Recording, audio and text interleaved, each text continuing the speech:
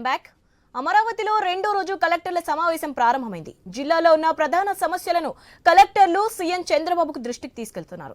ప్రతి కలెక్టర్ కు 10 నిమిషాల సమయం కేటాయించిన సీఎం రెవెన్యూ, ల్యాండ్ సర్వే, మద్యం షాపులు, జిల్లాలో పథకాల అమలుపై చర్చిస్తున్నారు.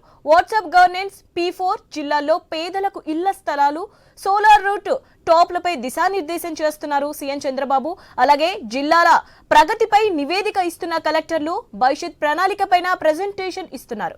కలెక్టర్ల సమావేశంలో శాంతి భద్రతలపై సమీక్షించనున్న సీఎం చంద్రబాబు.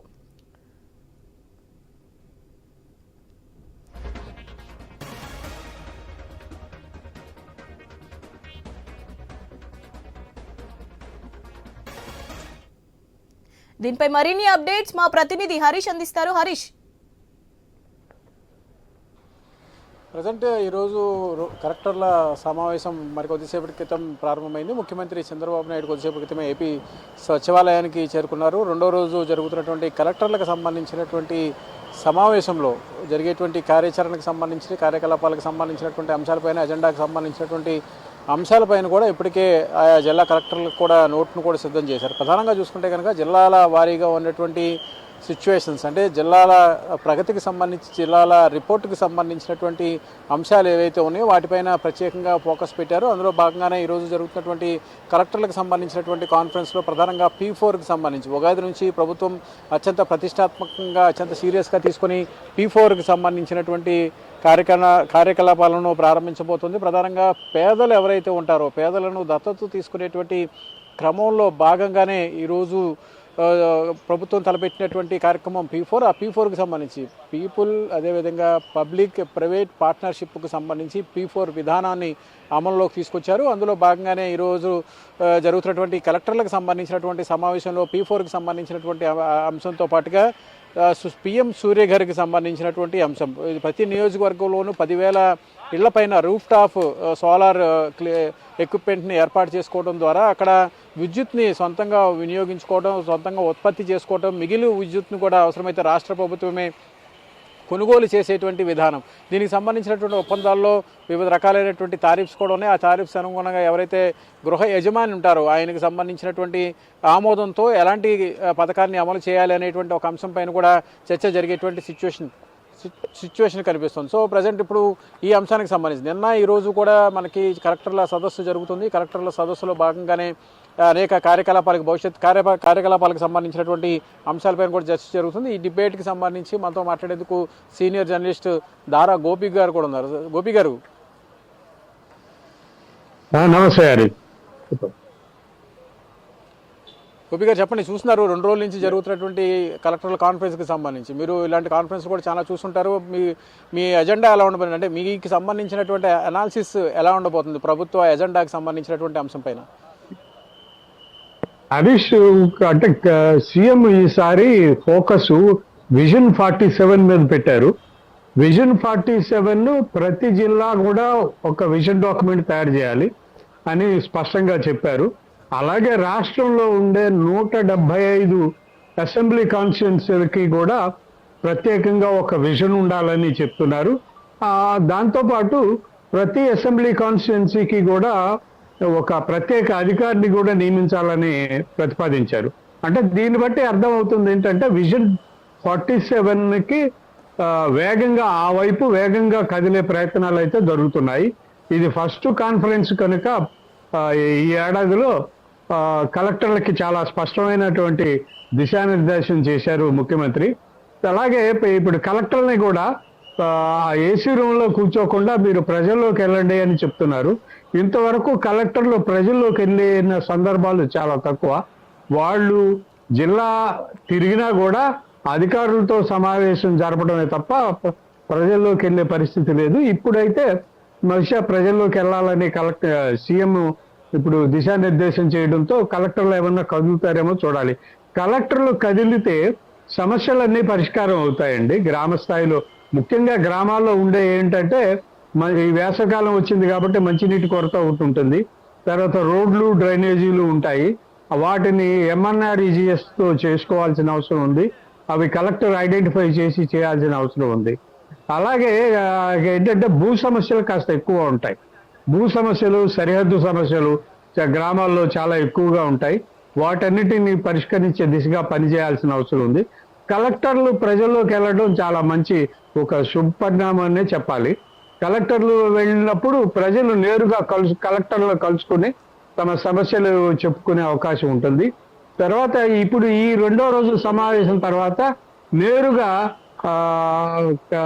ఈ పోలవరం వెళ్ళిపోతున్నారు ముఖ్యమంత్రి గారు. పోలవరం వెళ్ళి అక్కడ నిర్మాణంలో ఉన్న రెండో డయాఫ్రమ్ వాల్, అలాగే మొన్న వరదలకు కొట్టుకుపోయిన అప్పర్ కాఫర్ డ్యామ్ని చూస్తారు. అలాగే మధ్యలో ఉండే కొన్ని గ్యాప్లు ఉన్నాయి, అవి కూడా చూసి అధికారులతో రివ్యూ చేయబోతున్నారు. సో పోలవరం అనేది ముఖ్యమంత్రి గారికి కలెక్టర్లకి కూడా కొంత కీలకమైన అంశమే.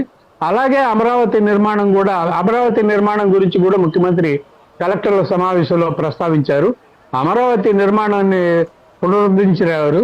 సో చాలా పనులకు సంబంధించి టెండర్లు పిలిచారు, పనులు కొనసాగుతున్నాయి.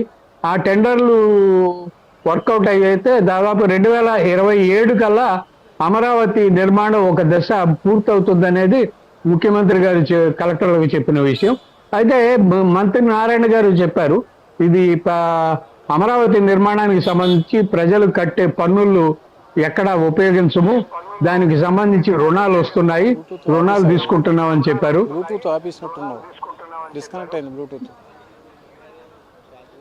హలో, సో అమరావతి నిర్మాణానికి సంబంధించి బ్యాంకులు రుణాలు తీసుకుంటామన్నారు. బ్యాంకులతో ఇప్పటికే ఒప్పందాలు జరిగాయి. అయితే అమరావతి నిర్మాణం జరిగిన తర్వాత, అంటే 2027 తర్వాత ఫస్ట్ నిర్మాణం ఏదైతే జరుగుతుందో దాని తర్వాత ప్రభుత్వం మొత్తం 33,000 ఎకరాల్లో ప్రభుత్వం దగ్గర ఉండే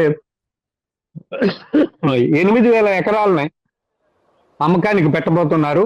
దాని ద్వారా వచ్చే డబ్బుని ఈ రుణాలు తీర్చడానికి ఉపయోగించబోతున్నారు. ఇదైతే చాలా స్పష్టంగా ముఖ్యమంత్రి గారు నిన్న కలెక్టర్ల సమావేశంలో వివరించారు. అది హరీష్ గారు. అంటే ఇక్కడ మనం మీరు చెప్పిన అంశాలు చూసుకుంటే కనుక ప్రధానంగా రెండు అంశాలు. ఒకటి, కలెక్టర్లు ఫీల్డ్ విజిట్కి వెళ్ళటం అనేది ఒక ఎత్తు అయితే కనుక రెవెన్యూకి సంబంధించినటువంటి ల్యాండ్కి పరమైనటువంటి ఇబ్బందులు, ఈ రకమైనటువంటి ఇబ్బందులు ప్రతి మండలంలో, ప్రతి గ్రామంలో, ప్రతి సిటీలో కూడా కనిపిస్తున్నటువంటి సిచ్యువేషన్స్ ఉంటాయి. అంటే ఇప్పుడు కలెక్టర్లు ఫీల్డ్ లెవెల్కి వెళ్ళటం వల్ల, ఫీల్డ్ లెవెల్లో వెళ్ళి అక్కడ ఉన్నటువంటి సిచ్యువేషన్స్ని మానిటర్ చేయడం వల్ల, అదేవిధంగా అక్కడ ఉన్నటువంటి రెవెన్యూకి సంబంధించినటువంటి స్టాఫ్ కూడా కదిలేటువంటి అవకాశం ఉంది. కాబట్టి అలాంటి సిచ్యువేషన్స్లో ల్యాండ్స్కి సంబంధించినటువంటి సమస్యలు ఏవైతే ఉన్నాయో, దశాబ్దాలుగా పెండింగ్లో ఉన్నటువంటి అంశాలు కూడా చాలా ఉన్నాయి. వాటికి సంబంధించినటువంటి రెక్టిఫికేషన్, పరిష్కారం కూడా దొరికేటువంటి అవకాశం ఉందని ఈ కలెక్టర్ల కాన్ఫరెన్స్ తర్వాత మనకి ఏమైనా కనిపించేటువంటి అవకాశం ఉందంటారా? ఖచ్చితంగా కనిపిస్తుంది. అంటే సీఎం గారే నేరుగా కలెక్టర్లతో చెప్పారు, మీరు ఫీల్డ్కి వెళ్ళండి అని. కలెక్టర్ ఫీల్డ్కి వెళ్తే ప్రజలు నేరుగా కలుసుకునే అవకాశం ఉంది.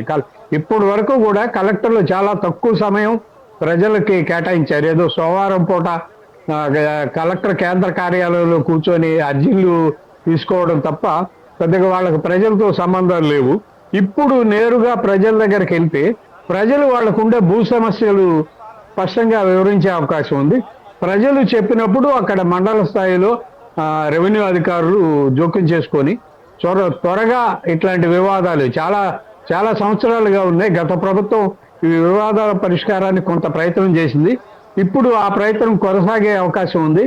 కలెక్టర్లు వెళ్ళడం అయితే కూడా, కలెక్టర్ వెళ్ళడం వల్ల ఈ వందల సంవత్సరాలుగా, దశాబ్దాలుగా ఉన్నటువంటి ఈ భూ సమస్యలు పరిష్కారం అయ్యే అవకాశం ఉంది. అంటే ఇప్పుడు మనం ఇంకో అంశం కూడా చూస్తున్నాం గోపి, మీరు గమనించే ఉంటారు. P4కి సంబంధించినటువంటి అంశం, P4 పబ్లిక్ ప్రైవేట్ పార్ట్నర్షిప్కు సంబంధించినటువంటి, పబ్లిక్ పీపుల్ ప్రైవేట్ పార్ట్నర్షిప్కు సంబంధించినటువంటి అజెండాకి సంబంధించినటువంటి అంశం పైన కూటమి ప్రభుత్వం ముందుకు వెళ్తుంది. దీనికి సంబంధించి ఇప్పటికే పేదలని దత్తత తీసుకునేందుకు కూడా చాలా మంది ముందుకు రావాలి, అన్నయ్య రైలు కూడా ముందుకు రావాలని చెప్పి కూడా ఇప్పటికే చంద్రబాబు పిలుపునిచ్చినటువంటి సిచ్యువేషన్ చూసి చాలా డిఫరెంట్గా ప్రభుత్వం ప్లాన్ చేస్తున్నట్టుగా మనకు కనిపిస్తుంది. ఇది ముందుకు వెళ్ళేటువంటి క్రమంలో ఎలాంటి ఫలితాలు వచ్చేటువంటి అవకాశం ఉందని చెప్పి మీరు భావిస్తారు? అంటే ప్రైవేట్ కార్పొరేట్ సంస్థలు, ధనవంతులు చొరవ తీసుకొని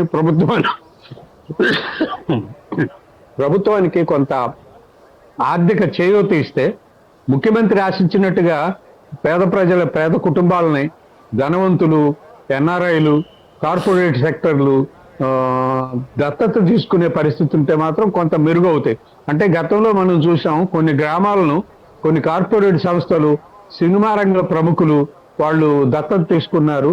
దత్తత తీసుకొని ఆ గ్రామాల్లో మౌలిక సదుపాయాలు కల్పించారు.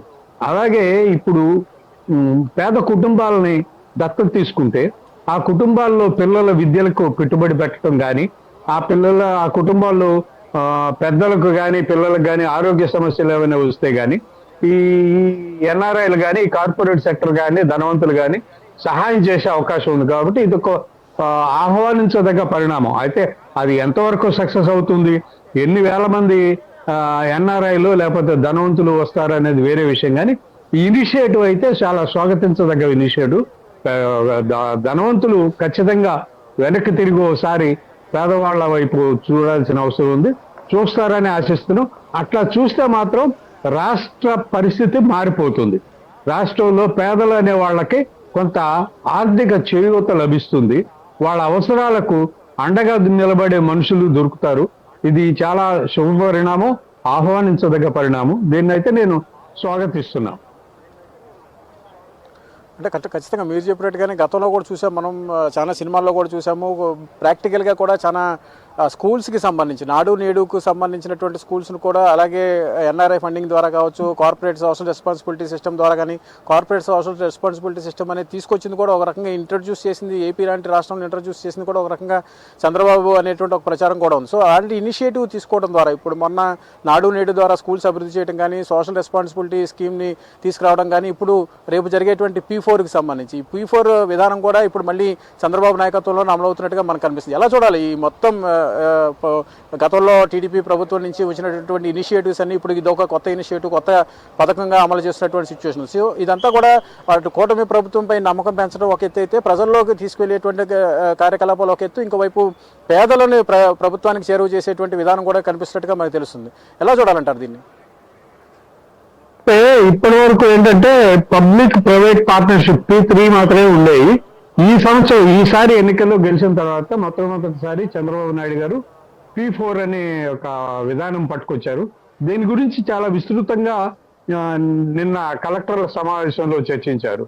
పబ్లిక్ ప్రైవేట్ పీపుల్ పార్ట్నర్షిప్ అంటే ప్రజల్ని కూడా భాగస్వాములు చేయడం, ప్రతి అభివృద్ధి కార్యక్రమంలో కూడా ప్రజల్ని భాగస్వాములు చేయడం. ప్రజలంటే ఏముంది, శ్రమదానం చేసే కార్మికులు ఉంటారు, ధనం ఇచ్చేటువంటి ధనవంతులు ఉంటారు. సో వాళ్ళైనా వీళ్ళైనా కూడా మొత్తం అందరినీ ఇన్వాల్వ్ చేయగలగారు. అంటే ప్రతి పని, రాష్ట్రంలో జరిగే ప్రతి పని మనది, మాది అనేటువంటి ఒక అభిప్రాయం ప్రజల్లో కలిగేందుకు కృషి చేస్తున్నారు. దీన్ని స్వాగతిస్తాం. ఇది మంచి పరిణామం. ప్రజలు ఎంతవరకు భాగస్వాములు అవుతారో మనం చూడాల్సిన అవసరం ఉంది. రైట్ గోపి, మీరు చెప్పినట్టు ఖచ్చితంగా ఇప్పుడు చంద్రబాబు ప్రభుత్వం, కూటమి ప్రభుత్వంలో కూడా సేమ్ అదే రకమైనటువంటి సిచ్యువేషన్స్ అమలు కావాలని చెప్పుకోవడం కూడా మనందరం కూడా ఆశిద్దాం. మొత్తమే చూసుకుంటే కనుక ఈరోజు జరిగినటువంటి కలెక్టర్ల కాన్ఫరెన్స్కి సంబంధించినటువంటి ఇష్యూస్కి సంబంధించినంత వరకు కూడా ఈరోజు రెండో రోజు సాయంత్రంతో సమావేశం ముగుస్తుంది. ఈరోజు సాయంత్రం క్రైమ్ రేటింగ్కి సంబంధించి, లా అండ్ ఆర్డర్కి సంబంధించినటువంటి అంశాలు, అదేవిధంగా మహిళలపై జరుగుతున్నటువంటి దాడులకు సంబంధించి పూర్తి స్థాయిలో క్రైమ్ రివ్యూతో డీజీపీ సమక్షంలో, అదేవిధంగా సీఎస్ సమక్షంలో, ముఖ్యమంత్రి చంద్రబాబు నాయుడు సమక్షంలో ఈరోజు రెండో రోజు కలెక్టర్ సమావేశం కొద్దిసేపటి క్రితం ప్రారంభమైంది. సాయంత్రం క్రైమ్ రివ్యూతో ఈ 2 రోజుల సమావేశం ముగిసేటువంటి అవకాశం అయితే మనకు కనిపిస్తోంది.